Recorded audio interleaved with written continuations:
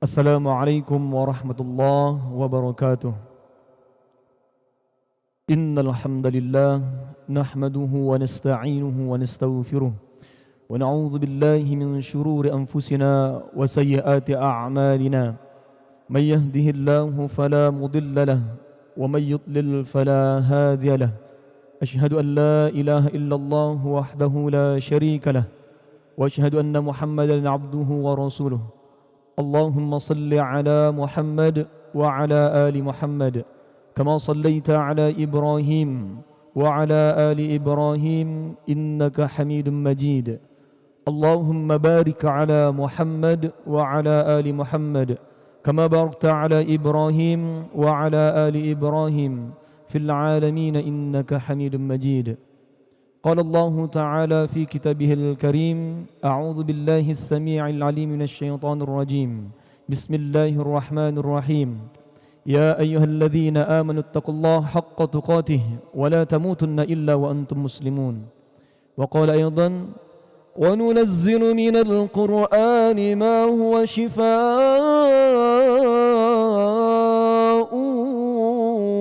ورحمة للمؤمنين ولا يزيد الظالمين إلا خسارا.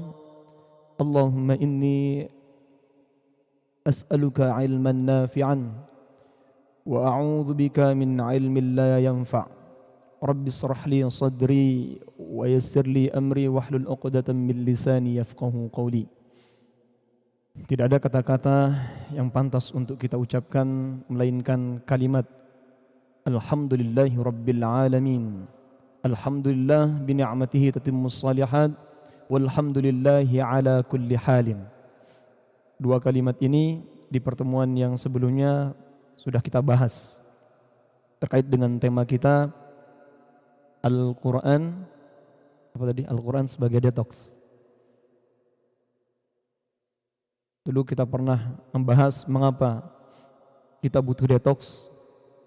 Maka di antara alasannya adalah kita sebagai seorang manusia yang masih hidup penuh dengan banyak masalah.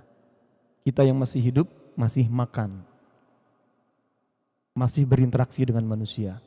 Maka di dalam diri kita ini ada fisik, ada tubuh kita, dan ada jiwa kita. Dua hal ini sama-sama bisa terkontaminasi. Oleh karenanya kita butuh detox. Karena ketika tidak didetox, menumpuk racun, baik racun secara maknawi atau racun secara fisik. Ketika dia menumpuk di dalam diri kita, maka itu akan menjadi masalah. Oleh karenanya yang pertama tadi ketika pembukaan yang saya baca itu adalah khutbah Al-Hajah. Tahu Bapak Ibu khutbah Al-Hajah? Ada yang tahu khutbah Al-Hajah? Ya. Tahu ya? Apa itu khutbah Al-Hajah? Ini rata-rata sudah menikah semua ya Bapak-bapak ya? Sudah ya? Yang belum nikah coba Mas. Nih. Oh, belum nikah lagi Pak? Oh gitu. Oh, saya kira jenengan angkat tangan. Ini Bu Yoke hadir ya? Hadir. Bapak angkat tangan terus. Tak kira angkat tangan ternyata nunjuk kameramen. Insyaallah. Ketika jenengan nikah dulu, ya, ada khutbah nikah dibacakan. Nah, itulah yang disebut dengan khutbah Al-Hajah. Bukan nasihat-nasihat itu khutbah, tidak. Khutbah Al-Hajah itu adalah tadi kalimat yang diucapkan oleh Rasulullah yang mana itu adalah asbabul wurudnya, ini harus kita pahami. Dan ini adalah kalimat detox yang akan kita bahas malam ini. Semoga waktunya cukup. Ya. Karena nanti kenapa tadi disediakan air, itu nanti kita akan praktekkan bagaimana Al-Quran mendetoks tubuh kita melalui perantara bacaan yang dibacakan di dalam air. Ini yang diajarkan oleh para salafus saleh juga dan diajarkan oleh Rasulullah SAW.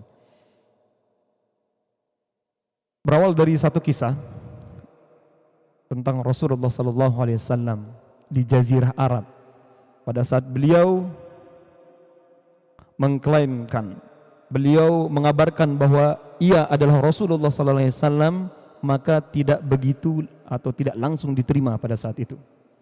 Maka orang-orang Quraisy menganggap Rasulullah sallallahu alaihi wasallam atau mencibir mereka, mencibir Rasulullah, mengatakan Muhammad gila. Di musim haji ada seorang tabib atau dokter, ya. Kalau sekarang dia spesialis jiwa, ya, bernama Dimat Al-Azdi. Maka Dimat Al-Azdi ini datang ke kota Mekah. Dia keheranan dengan kota metropolitan yang dihebohkan dengan orang gila katanya. Di Jazirah Arab itu orang gila itu banyak.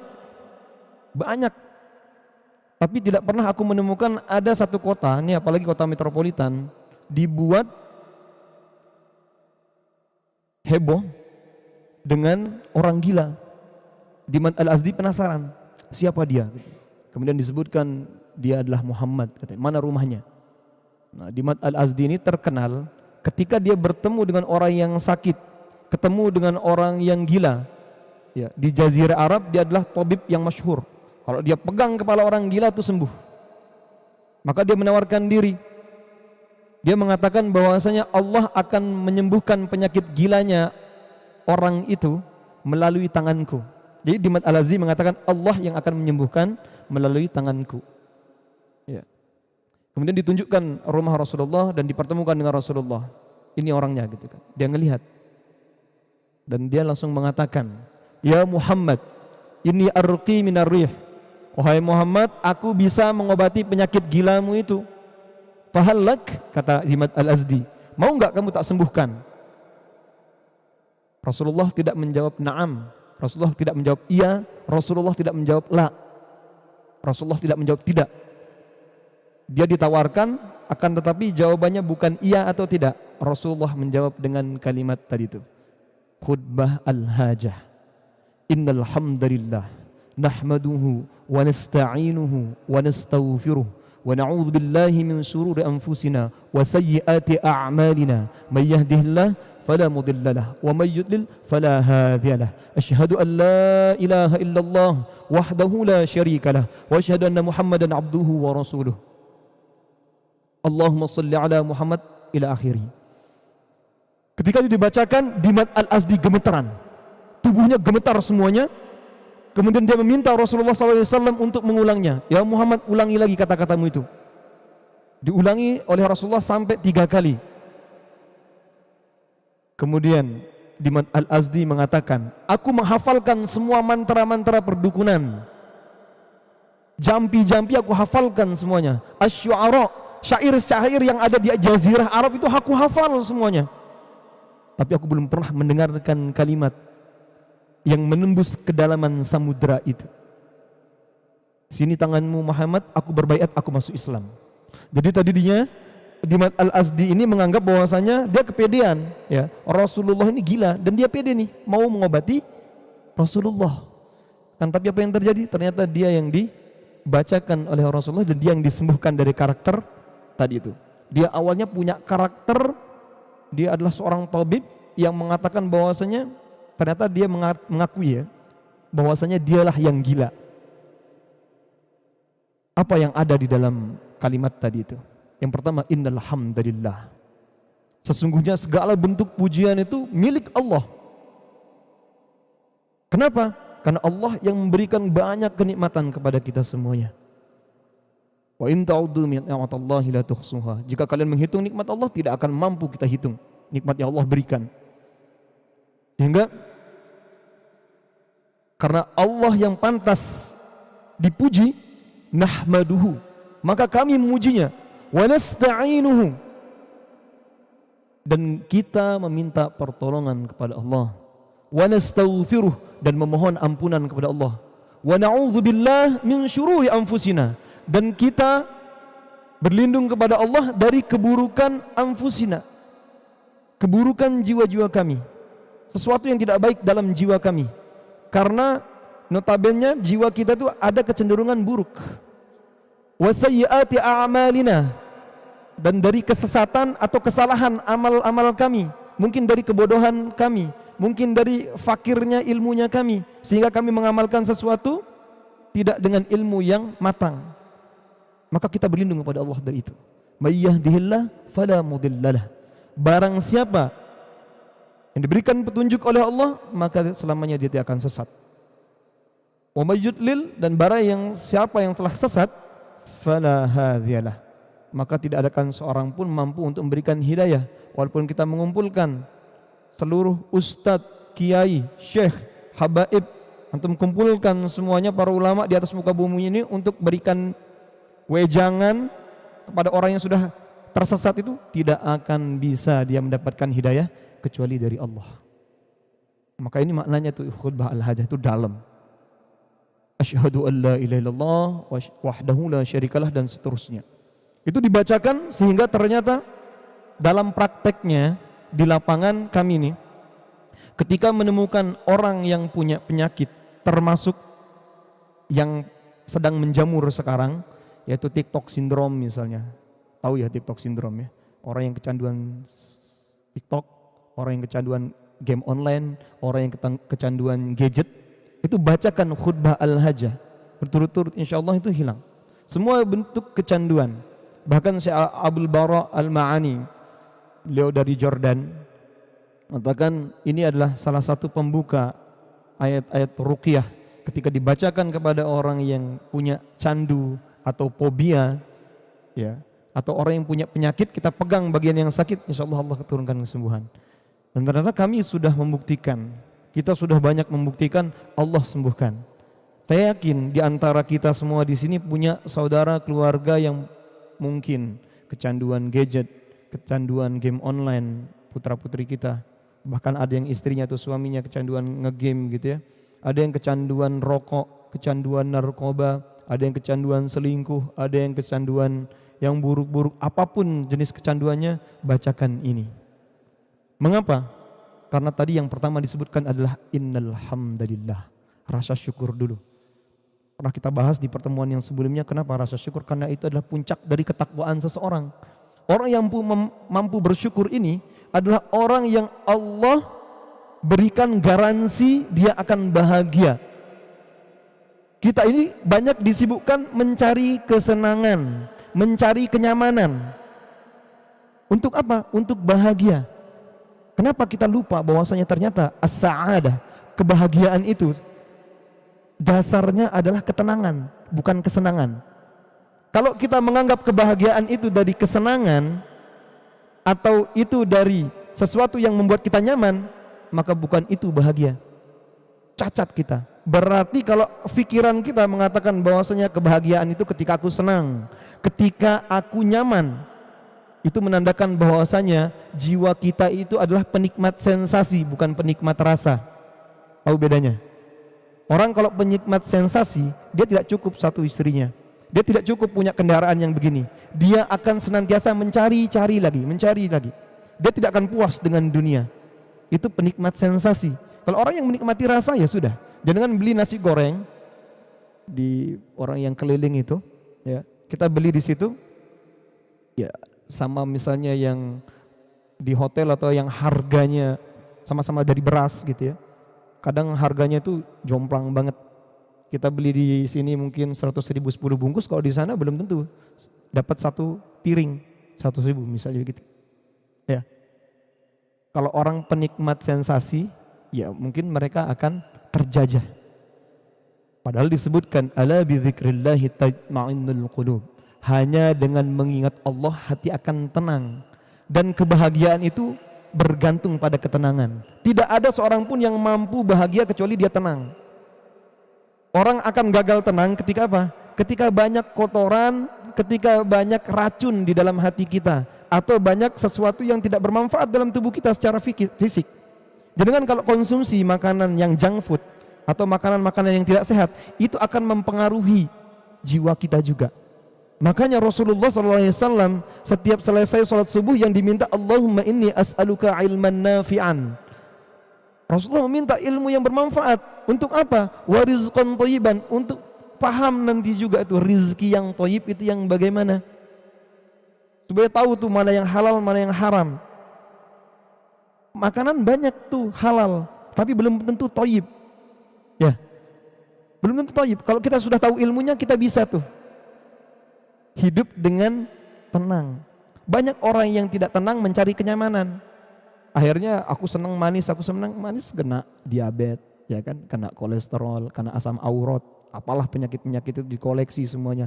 Itu orang yang suka mencari kesenangan dan kenyamanan. Ada orang pengen nyari kesenangan, dia mabuk-mabukan. Ada orang pengen nyari kesenangan dan kenyamanan dengan cara berzina. Ada yang dengan cara macam-macam jalan-jalan. Apakah mendatangkan ketenangan? Tidak menjamin. Maka ketenangan atau kebahagiaan itu ada pada detox. Kita akan mampu mendetoks semua penyakit jiwa dan fisik kita ketika hati kita bisa kita arahkan untuk bersyukur. Karena di situ kita akan merasakan ketenangan. Orang yang gagal bersyukur, dia akan sakit. Kenapa? Karena dia tidak mampu melihat kenikmatan yang Allah berikan yang begitu banyak. Yang ia lihat apa? Yang ia lihat hanya musibah. Ada satu kisah nih. Tadi pagi teman saya, beliau itu dapat bonus dari bosnya. Dia bilang, saya dapat bonus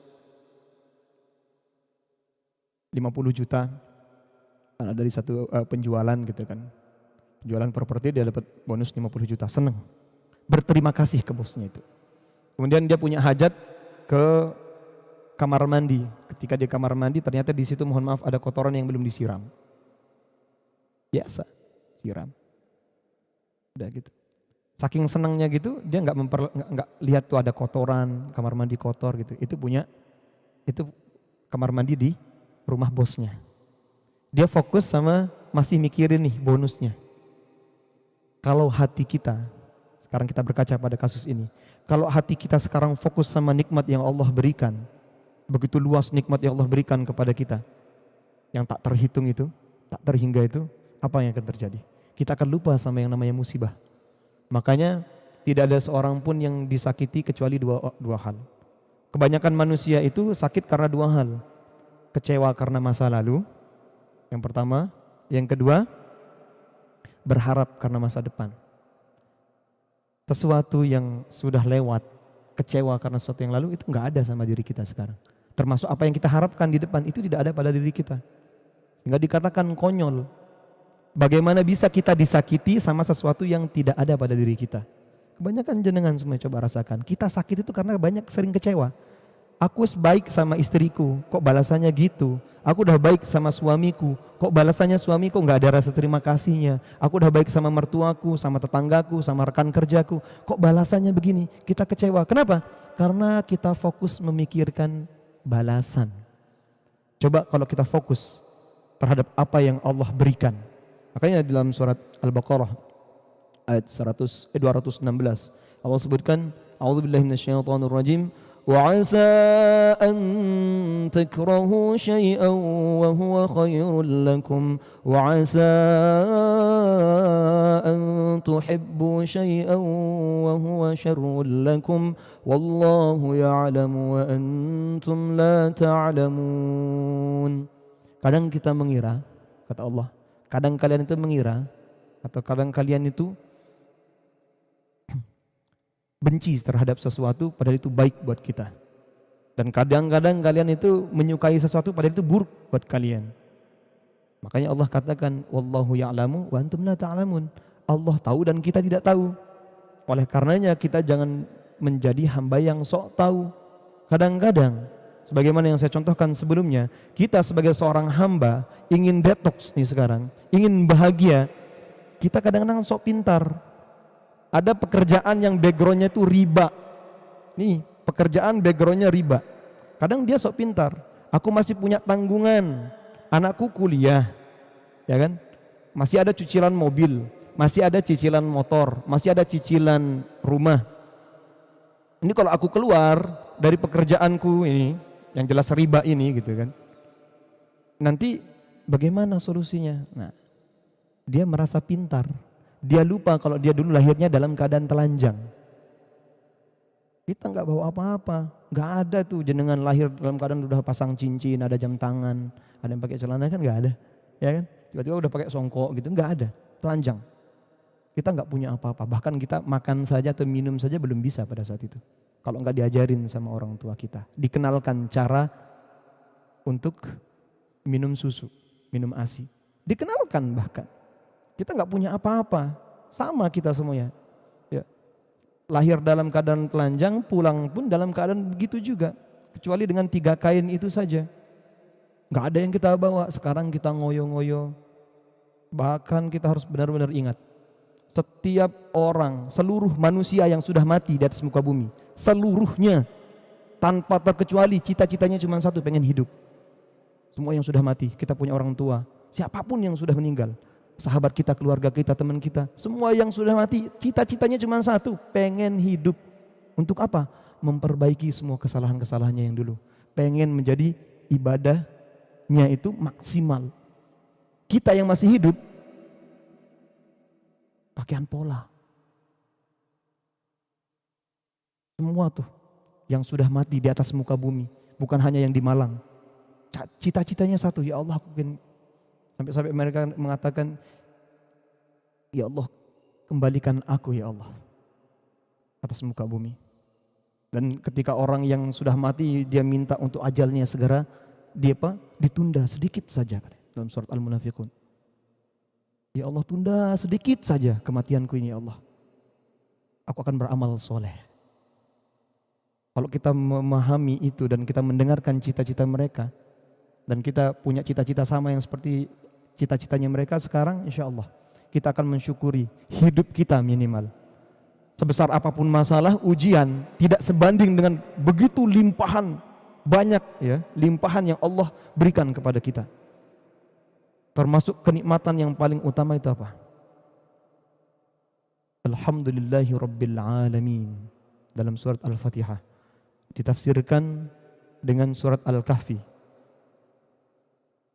Alhamdulillahilladzi anzala ala abdihil kitab wa lam yaj'al lahu iwaja. Dan Al-Quran itu merupakan kenikmatan yang paling utama, yang paling luar biasa. Karena apa? Karena dengan Al-Quran kita bisa beriman dengan benar. Dengan Al-Quran ini kita berislam dengan benar. Dengan Al-Quran ini kita bisa hidup dengan benar.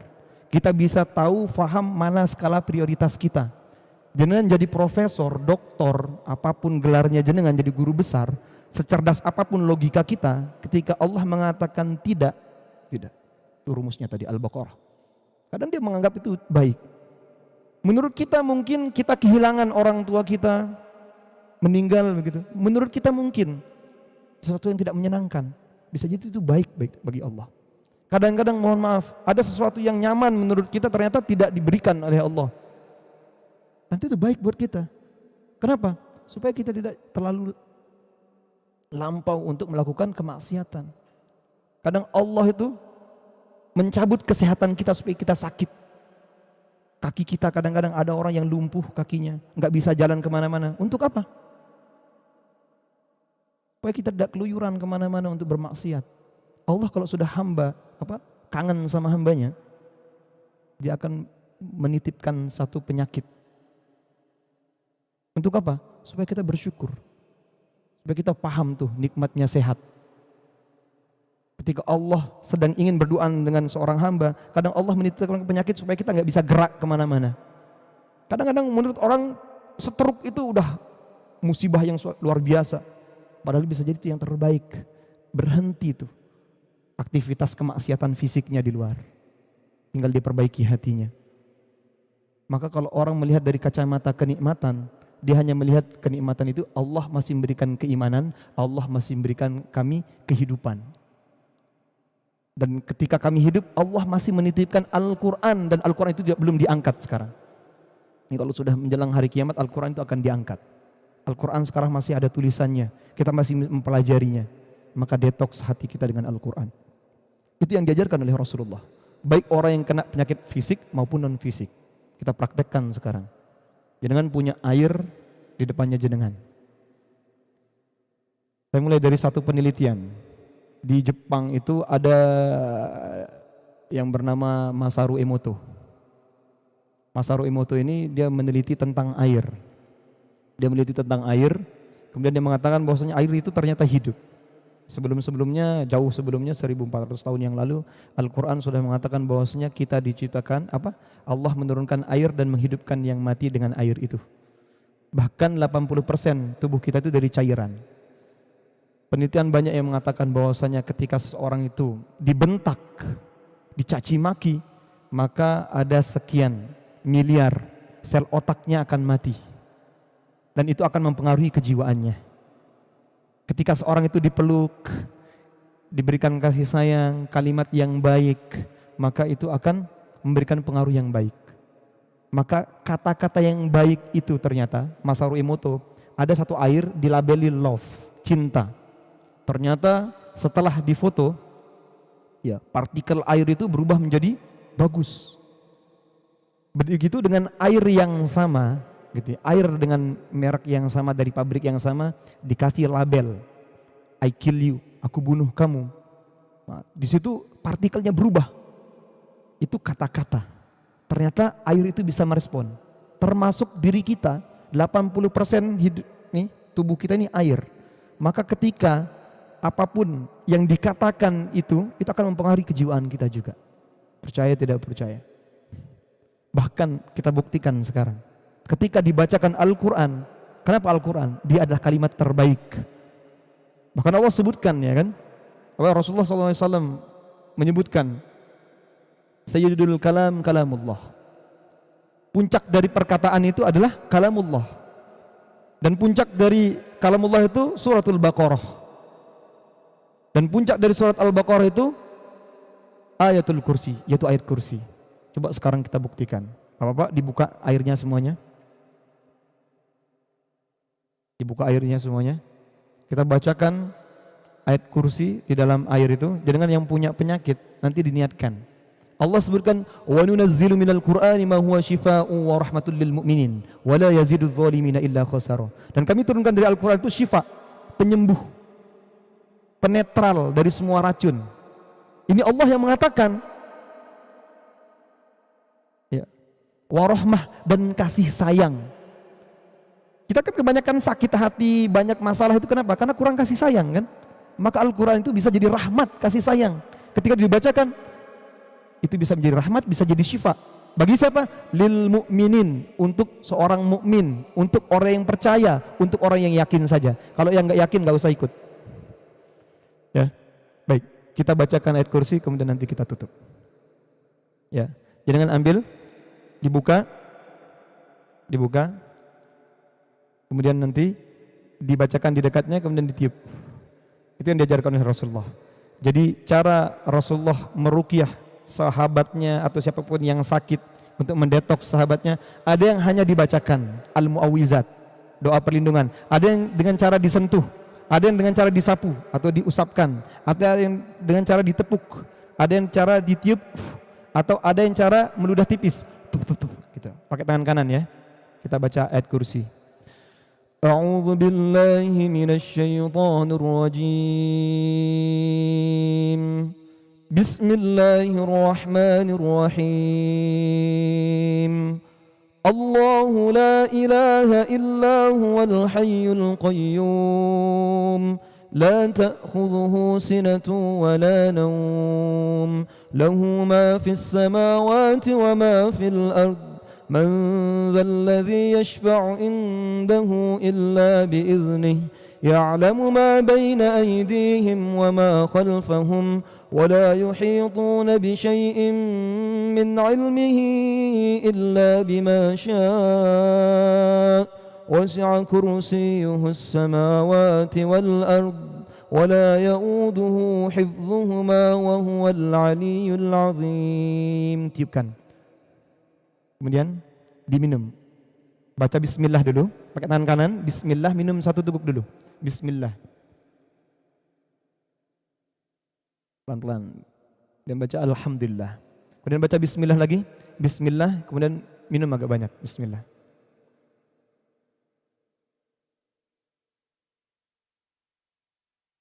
Alhamdulillah. Itu bagian dari sunnah yang diajarkan oleh Rasulullah. Puncak dari perkataan itu adalah kalamullah. Puncak dari kalamullah itu surah Al-Baqarah. Puncak dari surah Al-Baqarah adalah ayat kursi. Di situ Allah menyombongkan namanya sampai 3 kali dan ayat kursi diawali dengan kata Allah. Allahu a'lam bishawab. Kita tutup dengan doa kafaratul majelis. Subhanakallahumma rabbana wa bihamdika asyhadu an la ilaha illa anta astaghfiruka wa atubu ilaik. Wal afu minkum wassalamu alaikum warahmatullahi wabarakatuh.